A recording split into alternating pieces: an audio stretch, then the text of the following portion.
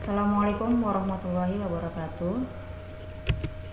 Hari ini saya akan mengajarkan mata pelajaran kimia tentang konsentrasi larutan. Di sini ada diagram apa-apa saja yang akan dipelajari tentang konsentrasi larutan. Yang pertama adalah persen massa atau kadar, yang kedua persen volume, yang ketiga bagian per juta atau disingkat dengan BPJ, yang keempat kemolaran, yang kelima pengenceran, yang keenam membuat larutan dengan kemolaran tertentu, yang ketujuh kemolalan atau dilambangkan dengan M kecil, kemudian selanjutnya fraksi mol dilambangkan dengan huruf X. Yang pertama adalah persen massa atau disebut juga dengan kadar. Persen massa menyatakan massa terlarut dalam 100 gram larutan. Dengan rumus, kadar atau persen massa sama dengan massa terlarut per massa larutan dikali 100%. Nah, mungkin di sini siswa-siswi masih bingung apa itu massa terlarut dan massa larutan. Massa terlarut itu adalah misalnya ada suatu zat yang kita campurkan, yaitu zat terlarut dan zat pelarut. Misalnya kita buat air gula itu kan campurannya gula dan air. Nah, di situ ada zat terlarut dan ada zat pelarutnya. Kalau zat terlarut di antara gula dan air, maka zat terlarutnya adalah gula. Kemudian zat pelarutnya adalah air. Maka di sini massa terlarutnya adalah zat yang berbentuk padatan.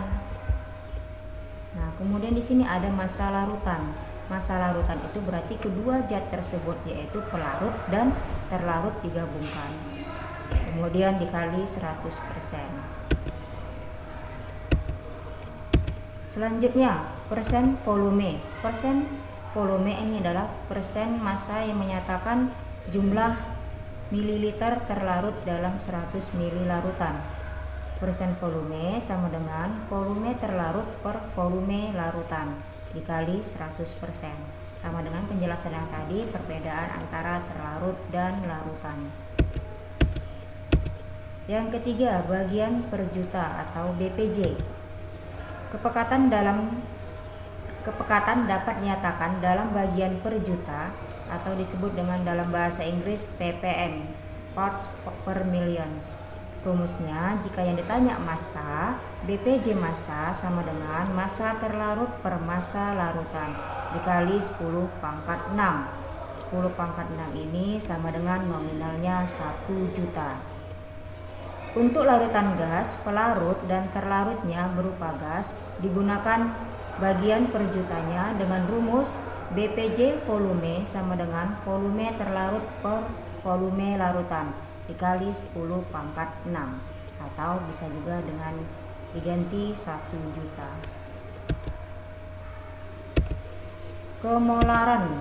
Kemolaran menyatakan jumlah mol zat terlarut dalam tiap liter larutan. Dirumuskan dengan M sama dengan N per V, di mana M adalah kemolaran, N adalah molnya, kemudian V adalah volumenya.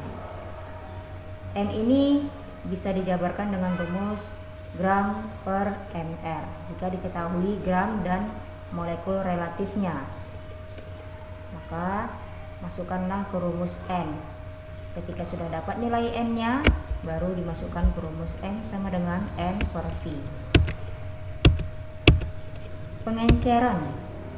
Ketika melakukan percobaan di laboratorium, kita seringkali perlu mengencerkan larutan, yaitu memperkecil konsentrasinya dengan jalan mencampurkannya dengan sejumlah pelarut tertentu.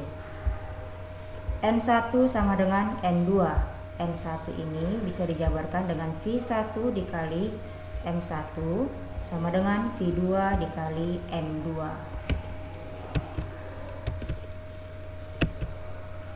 Membuat larutan dengan kemolaran tertentu.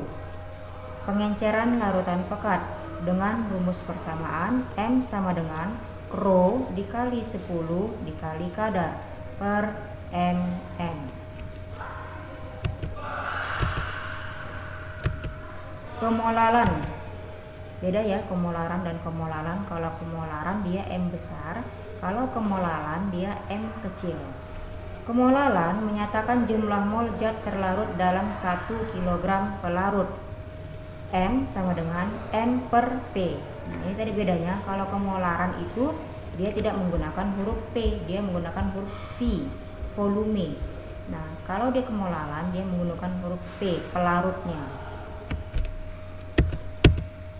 Yang terakhir adalah fraksi mol. Fraksi mol menyatakan perbandingan jumlah mol zat terlarut atau pelarut terhadap jumlah mol larutan. Rumusnya X terlarut sama dengan N terlarut per N pelarut tambah N terlarut. Kalau yang ditanya adalah X terlarut atau fraksi mol terlarut.